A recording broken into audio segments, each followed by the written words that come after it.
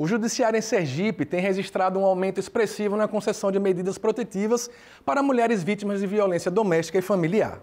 Na entrevista a seguir, a juíza responsável pela Coordenadoria da Mulher do TJSE, Gilmara Porto, explica o que caracteriza a violência, como as denúncias podem ser feitas, quais os tipos de medidas protetivas e fala também da relevância da denúncia.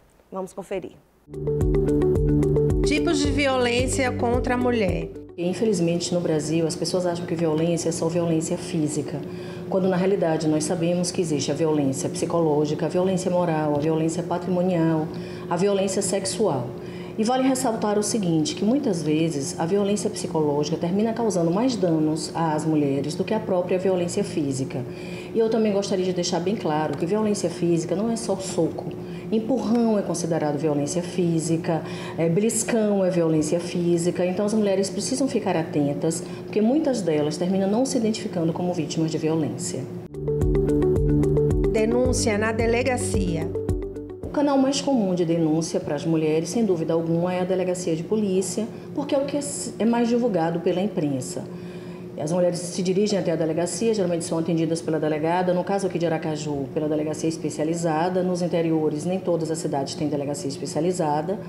E elas são atendidas, nesse momento é feito o inquérito policial ou não, o BO ou não, porque vale ressaltar que a medida protetiva ela é autônoma, ela é independente.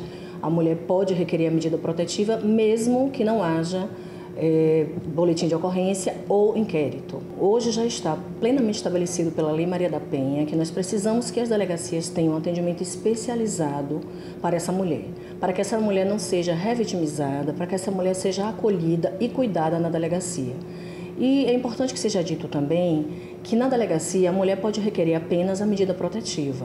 A medida protetiva hoje ela é considerada uma medida autônoma, independente da existência de BO, de boletim de ocorrência ou de inquérito policial. E acho também que vale a pena ser dito que a Lei Maria da Penha, no seu artigo 41, impede a aplicação da Lei 9.099/95 em casos de violência doméstica contra a mulher, ou seja, impede conciliação e transação penal. Esse processo, obviamente, tem que ser encaminhado ao juízo para a adoção das providências cabíveis. Outros canais de denúncia. Nós temos o 180, temos o 190, temos os CRANs de suas cidades, e vale a pena ressaltar que hoje no nosso estado já são 48 CRANs funcionando, inclusive aqui na nossa capital, na Rua Campo do Brito. Temos também o Ministério Público, a mulher pode se dirigir diretamente ao fórum e pedir a medida protetiva ao juiz. E, por fim, tem a Coordenadoria da Mulher, que estamos aqui de portas abertas para receber as mulheres de 7 até 1 da tarde, de segunda a sexta. E eu quero deixar muito claro que a Coordenadoria da Mulher não é um órgão preso dentro do Tribunal de Justiça. Nós temos a intenção de estar juntas com essas mulheres para poder realmente ajudá-las a saírem dessa violência. Medidas protetivas. A medida protetiva no passado, antes do advento da lei de 2023, ela era considerada uma medida de natureza cautelar. O que isso significa? Ela tinha por objetivo proteger a mulher, mas também garantir eficácia ao processo. Hoje não é mais assim. A medida protetiva, desde o ano passado, ela passou a vigorar sendo uma medida tutelar inibitória. O que isso quer dizer? Ela visa exclusivamente proteger a mulher ou dependentes que estejam com risco à sua integridade física, psicológica, moral, sexual, patrimonial. Isso quer dizer também que a medida protetiva ela vai vigorar independente da existência de processo civil ou criminal, independente do fato dessa violência configurar ou não um ilícito penal, independente da existência de BO ou de inquérito policial. E ela deve vigorar enquanto o risco existir com relação à mulher ou seus dependentes. E vale dizer ainda que o juiz não pode revogar a medida protetiva sem a oitiva da vítima para saber se existe ou não risco ainda à sua integridade. Tipos de medidas protetivas. O juiz, quando ele defere uma medida protetiva, são várias as situações que podem ocorrer. Vou citar o caso, por exemplo, daquele cidadão que possui uma arma de fogo. Então, o juiz pode suspender a posse dessa arma de fogo, devendo informar ao órgão específico essa suspensão. O juiz pode afastar esse agressor do lar. O juiz pode fixar, inclusive, um auxílio aluguel para essa vítima. pode e deve, inclusive, que precise de um local para morar. O juiz pode fixar um espaço físico em distanciamento desse homem para essa mulher. Então, muitas são as medidas protetivas que dão segurança e protegem de verdade essa mulher vítima de violência ou que haja ameaça de violência. Fluxo de aplicação da medida protetiva. Antigamente, no passado, se exigia uma série de requisitos para o deferimento de uma medida protetiva. A alteração do ano passado trouxe à Lei Maria da Penha um valor maior para a mulher, para a palavra da mulher.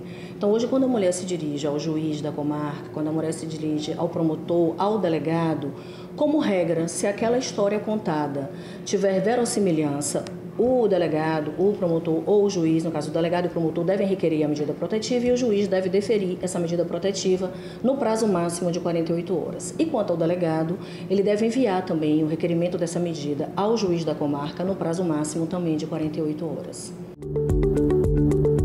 Aumento do deferimento de medidas protetivas em Sergipe.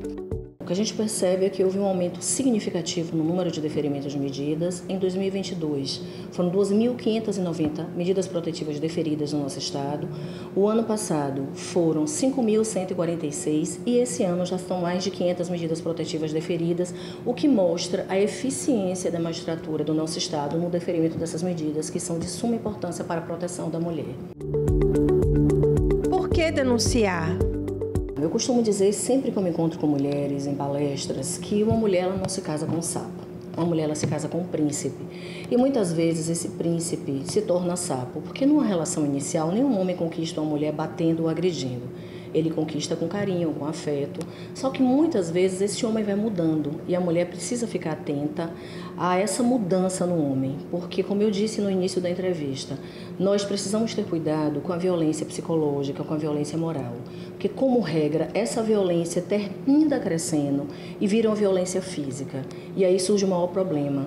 Em muitas situações de violência física, que é quando realmente a mulher vai na delegacia e denuncia, surge uma outra fase, que a gente chama de fase da lua de mel. É quando esse homem diz que vai mudar, quando esse homem pede perdão, quando esse homem muitas vezes fala, até acusa a própria mulher e diz que nunca mais ele vai agir daquele jeito. E a gente percebe que esse homem e essa mudança ela é temporária. Essa mulher termina voltando para essa relação abusiva, sem que esse homem se trate, sem que esse homem seja cuidado em grupos reflexivos. Ela volta para essa relação abusiva e o que a gente percebe na maioria dos casos é que termina evoluindo para crimes mais graves e até feminicídio. Por isso, a mulher precisa denunciar quando ela de logo percebe a mudança no comportamento desse homem, que antes era gentil e carinhoso e passou a ser um homem agressivo e manipulador. Toda e qualquer pessoa pode denunciar a violência doméstica, porque já se estabeleceu o entendimento de que crimes de lesão corporal, por exemplo, é considerado crime de ação pública, ou seja, pode ser iniciado independente da concordância ou não da mulher. Então, aquele vizinho que percebe que a sua vizinha está sendo agredida, que ouve gritos, que ouve barulho de agressão, ele tem que ter um pouco mais de empatia, de solidariedade e denunciar e proteger essa mulher. E a gente tem que se colocar no lugar do outro sempre para ter uma sociedade mais solidária. Conselho para homens e mulheres. E a família, de verdade, ela tem que ser baseada em amor e respeito. Então, o que eu digo às mulheres é o seguinte: invista na sua relação com amor, com carinho, com respeito. Cuide de sua família, cuide de você, cuide dos seus filhos. Vá trabalhar, porque a gente sabe que mulheres têm jornadas duplas, triplas, quádruplas. E quanto ao homem, faça o mesmo. Cuide da sua mulher. Aquela mulher que um dia você conquistou para se casar com ela, continua sendo a mesma mulher que um dia você amou. Então, resgate esse amor. E se algum problema surgir durante a relação, que é natural, o diálogo é que resolve tudo. Então, a base de qualquer relacionamento tem que ser o amor e o respeito. E é isso que eu desejo a todos os sergipanos. Que vivam com amor e respeito, assim nós teremos um estado melhor. O Sergipe Justiça de hoje se encerra aqui. Mais uma vez, a gente agradece a sua companhia. Na próxima semana, a gente retorna com mais notícias e informações do Judiciário de Sergipe. Até lá!